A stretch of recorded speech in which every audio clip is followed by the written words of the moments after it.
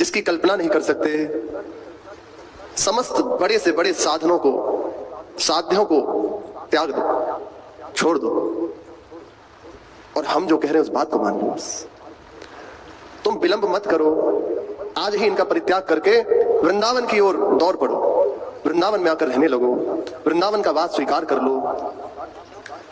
मानो पूछा कि क्या है ऐसा? आप कह रहे हैं समस्त साधनों का त्याग कर दो। अगर साधनों का त्याग कर देंगे तो भ्रष्ट नहीं हो जाएंगे? साधन से ही तो अपने आप को बचा के रखते हैं, साध्यों का भी त्याग के कह रहे हैं आप? ऐसी बड़ी बात क्या है? क्या है? साधनों का त्याग, साध्यों का त्याग कर दें तो कोई तो अवलंब चाहिए, क्योंकि चित्त का स्वभाव है, वे कहीं ना कहीं अवलंब लिए रहता है। मन बिना आश्रय के रह नहीं सकता, इसका स्वभाव है।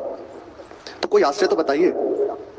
सबको छोड़ देंगे तो फिर भजन साधन कैसे होगा? हमें भगवत साक्षात्कार कैसे होगा? हमें परम शांति कैसे मिलेगी? बोले कह रहे, बता रहे, सुनो। वृंदाटवी मनुसर प्रणयेन चेता, वृंदावन का अनुसरण करो, वृंदावन की ओर दौड़ पड़ो, उसका आश्रय स्वीकार कर लो।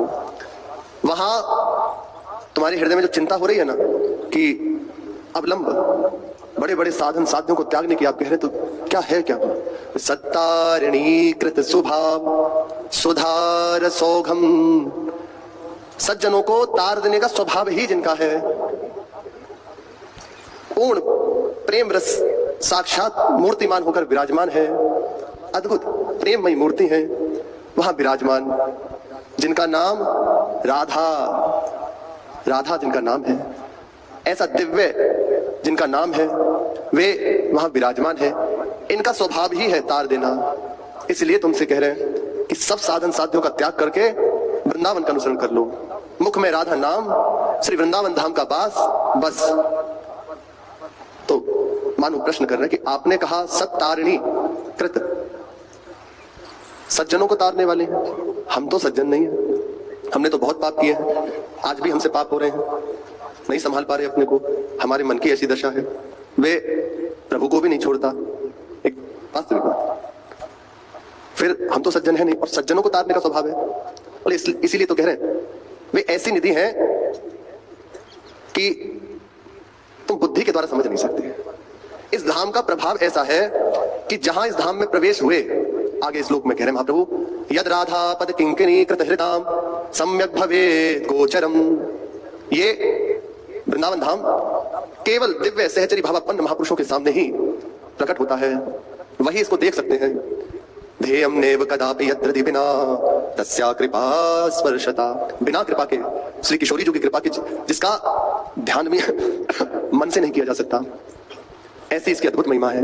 लेकिन यत् प्रेमामृत सिंधु सार रसदम पापैक भाजामपि, कहा ऐसी दुर्लभ महिमा और वहीं सबके लिए सुलभ कर दिया गया। पापैक भाजामपि, साधारण नहीं, भाजामपि, पाप रूप हो गए हैं साक्षात। तद वृंदावन दुष्प्रवेश महिमा चर्यम हृदय स्फुरजतु, जो केवल श्री लाडली जी के चरणों का आश्रय लेने वालों के हृदय में ही स्फुरित होता है, किसी भी और उपाय से जिसे देखा नहीं जा सकता, ऐसा वृंदावन धाम। श्री जी की कृपा हमारे ऊपर है, तभी सुनने को मिल रहा है, तभी हम वृंदावन की बात कर पा रहे हैं, यहाँ आने को हो रहा है। इसका प्रभाव ऐसा है कि बड़े से बड़े घोर पापी को भी प्रेमामृत सिंधु में डुबो दे, ये वृंदावन का स्वभाव। वृंदावन सत बना देता है, यहाँ जो भी प्रवेश करता है उसे सत पुरुष श्री वृंदावन बना देता है। इस अपना प्रभाव है, हर जगह का अपना प्रभाव होता है, हर बात का अपना प्रभाव होता है, ऐसे ही वृंदावन का प्रभाव है। आप कैसे भी सही, कोई सही, कहीं के भी सही, कुछ भी किया हो, वृंदावन धाम का जो ही स्पर्श हुआ तो निश्चित हो गया परम प्रेम रस सिंधु में आप डूब जाओगे, ये वृंदावन आपको डुबो देगा। इसलिए कह रहे हैं कि तुम वृंदावन का अनुसरण कर लो, वृंदावन धाम को इष्ट मान लो, यहाँ रहकर राधा राधा मुख से बस नटन करो और वृंदावन का वास करो। भूख लगे तो मांग कर पालो और बेपरवाह होकर यहाँ पड़े रहो, जो वस्तु प्राप्त होगी तुम संभाल नहीं पाओगे। महाप्रभु कह रहे हैं सत्तारिणी कृत स्वभाव सुधार सौघम राधा विधान मिह दिव्य निधानमस्ति। राधा नाम वाली अलौकिक विधि यहाँ विराजमान है, जिनका स्वभाव ही तार देना है, वे तुम्हें निश्चित प्रेम रस सिंधु में डुबो दे। इसलिए हे चित्त, तो निश्चिंत होकर एकमात्र वृंदावन का आश्रय भी ले। महाप्रभु कह रहे हैं अद्भुत बात। एक एक श्लोक के पद के अनेकों भाव होते हैं, शब्द के दो अर्थ होते हैं, ब्रह्म में और जो लक्षित, जो उसका अर्थ है। किसी का एक लक्षित अर्थ होता है, इसका यही है। तो ऐसे ही उसका दूसरा, उसे कहते हैं ब्रह्म में व्यापक अर्थ, उसमें सब कुछ जोड़ा जा सकता है, यहां तक कि प्रत्येक अर्थ उससे दिया जा सकता है। ऐसा महापुरुषों ने, विद्वानों ने अनुभव किया, जाना।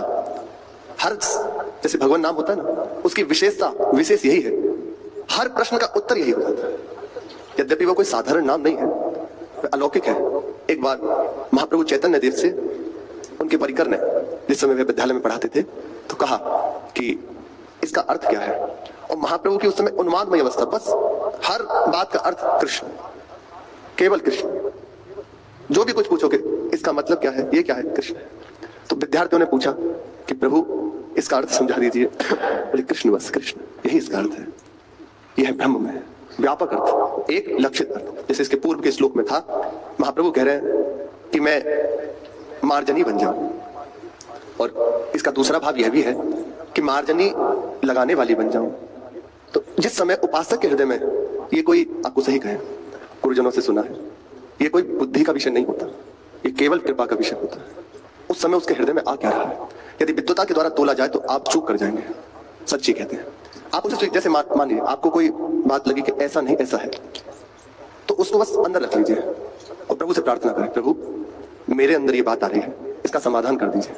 तो आप देखना, या तो तत्काल उसका समाधान अंदर हो जाएगा, या उसी के द्वारा आपसे कहलवा दिया जाएगा कि क्या भाव था उसका कहने। कई बार ऐसा होता है, श्री महाराज जी के मुख से वो बात है और उसका अर्थ कुछ और है, निकल रहा है। तो वहां ये नहीं कहा जा सकता। एक बार श्री महाराज जी ने कहा, तिलक